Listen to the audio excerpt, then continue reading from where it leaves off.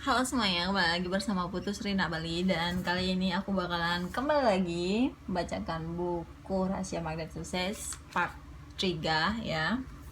Baik, kita lanjut aja.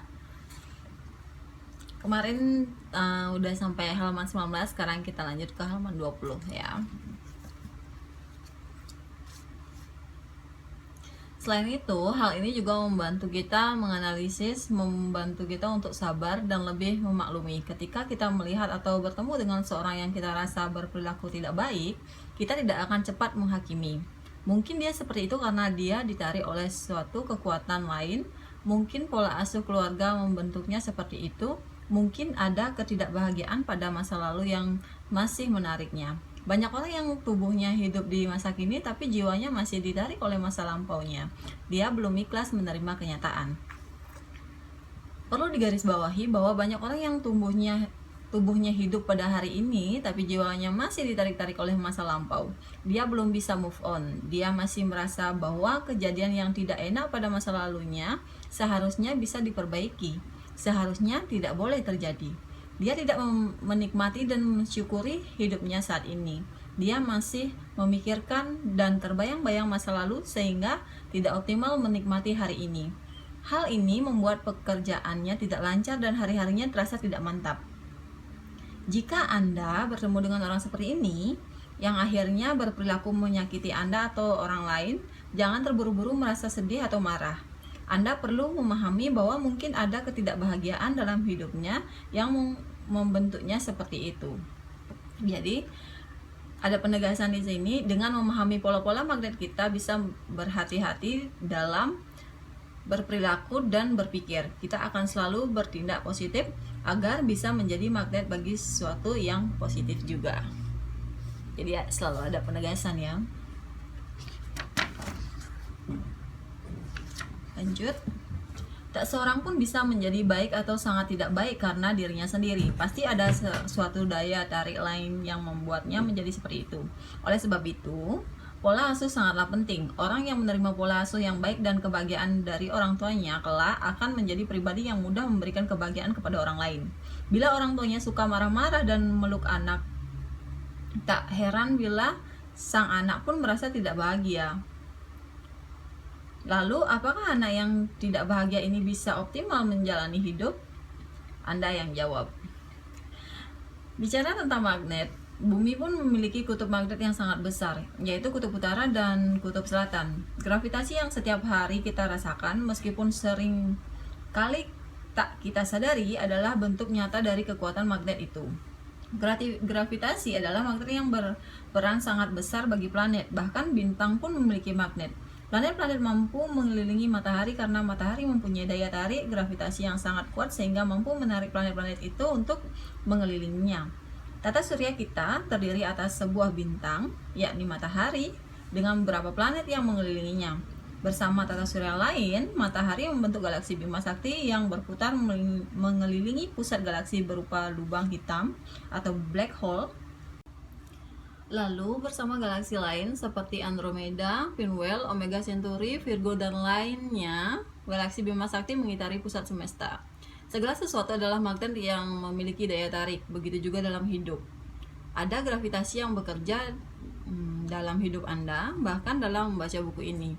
Anda bisa tertarik melihat buku ini dan membelinya karena ada sesuatu dari buku ini yang menarik Anda. Ada magnet di buku ini. Magnet itu mungkin berasal dari kata magnet di judul buku ini, yaitu Rahasia Magnet Sukses.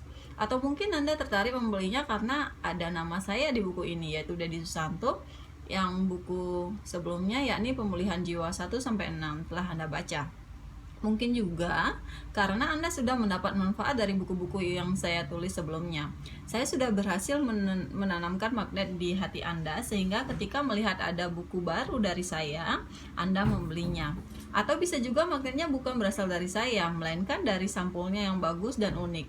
Atau Anda pernah mendengar siaran radio saya dan belum sempat hadir di seminar saya sehingga ingin membeli bukunya terlebih dahulu. Dimanapun akan selalu ada magnet, namun magnet ini berbeda dengan magnet fisik. Lanjut. Magnet fisik yang kita ketahui memiliki dua kutub, yakni utara dan selatan. Kutub utara akan mengejar kutub selatan akan mengejar kutub utara. Namun, di dunia psikologi berlaku pola hal yang sama menarik hal yang sama. Hal yang sejenis menarik hal yang sejenis. Hal yang positif akan menarik hal yang positif.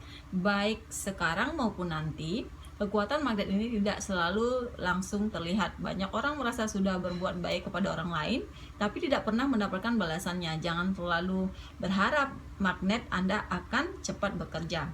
Namun, yakinlah selalu bahwa suatu saat nanti kebaikan Anda akan kembali, baik melalui orang itu maupun orang lain. Meskipun begitu, perlu diingat pula bahwa tujuan berbuat baik bukan semata-mata untuk mendapatkan balasan.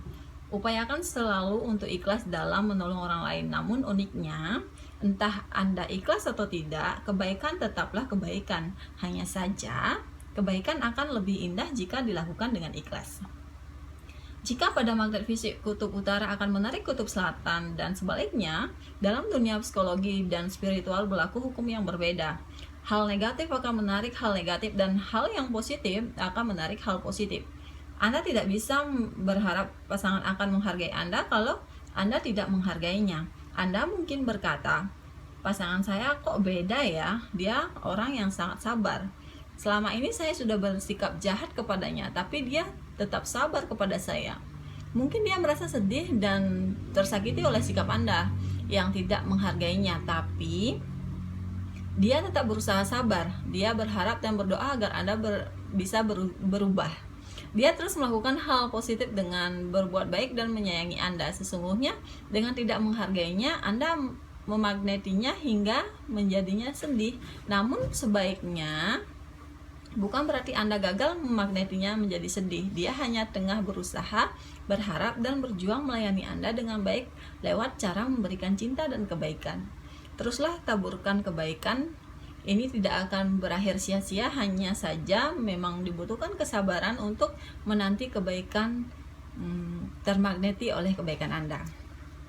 Jika merenungkan pola-pola magnet ini setiap hari, tentu kita akan berhasil menata hidup menjadi lebih indah. Misalkan hari ini ada rapat penting. Kita harus berpikir bagaimana agar bisa menjadi magnet yang positif. Persiapkan pakaian yang baik, gunakan kata-kata yang tepat, buat presentasi atau proposal yang semenarik mungkin, dan lain sebagainya. Jika sudah memahami cara kerja magnet, kita akan memahami bahwa diri kita adalah magnet. Dengan berlaku atau menampilkan sikap positif, hal positif pun akan datang kepada Anda. Oke, lanjut lagi. Ada penekanan lagi nih. Yakinlah selalu bahwa suatu saat nanti kebaikan Anda akan kembali, baik melalui dia ataupun orang lain. Meski demikian, perlu diingat pula bahwa tujuan berbuat baik bukan semata-mata untuk mendapatkan balasan. Di buku ini bagusnya selalu mengingatkan kembali ya, agar tertanam di otak kita hal-hal yang perlu kita ingat gitu. Lanjut, berikut contoh yang banyak terjadi. Pada wawancara kerja, seorang yang memiliki nilai IPK yang tidak terlalu tinggi dengan berani serta percaya diri berkata bahwa dia akan berjuang dan belajar dengan baik sehingga bisa memberikan kontribusi terbaik bagi perusahaan. Secara akademik, dia kurang. Hasil tes psikologinya pun rata-rata, tapi karena bersikap sangat positif dan optimistis, dia akhirnya bisa meyakinkan pewawancara serta diterima bekerja di perusahaan itu. Bayangkan jika hal ini bisa kita lakukan dalam segala situasi.